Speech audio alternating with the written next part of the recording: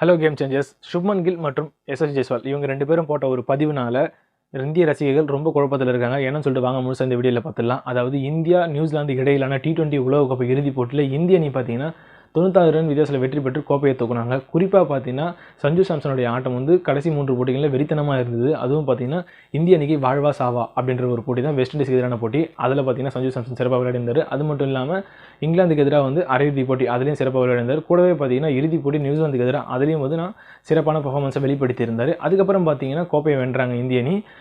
முன்னாள் வீரர்கள் வந்து நிறைய பேர் வந்து வாழ்த்து தெரிவித்தாங்க. இதில் பார்த்தீங்கன்னா இந்திய அணியின் கேப்டன் சுப்மன் கில், அதாவது டெஸ்ட் கேப்டன் சுப்மன் கில் அவர் என்ன பண்ணியிருக்காரு பார்த்தீங்கன்னா அவர் ஒரு போஸ்ட் போட்டிருக்காரு. அதில் பார்த்தீங்கன்னா சஞ்சு சாம்சனை நீக்கிட்டு அந்த போஸ்ட்டில் வந்து பதிவிட்டிருக்காரு அப்படின்னு சொல்லிட்டு ஒரு சில ரசிகர்கள் சொல்லிட்டு வராங்க.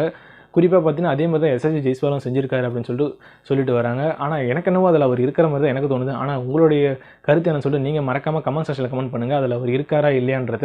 ஒரு சில பேர் என்ன சொல்கிறாங்கன்னா அவர் வந்து இந்திய T20 போட்டியில் வந்து சஞ்சு சாம்சன் அவருடைய இடத்த தக்க வச்சுட்டாரு, ஸோ சுப்மன் கில்லோட இடம் போயிடுச்சு, அதனால தான் அவர் அந்த மாதிரி போட்டிருப்பாருன்னு சொல்லிட்டு ஒரு சில பேர் சொல்கிறாங்க. ஸோ உங்களுடைய கருத்து என்ன சொல்லிட்டு நீங்கள் மறக்காமல் கமெண்ட் செக்ஷனில் கமெண்ட் பண்ணிட்டு போங்க. இந்த மாதிரி கிரிக்கெட் அப்படி தெரிஞ்சு நம்ம சேனல் சப்ஸ்கிரைப்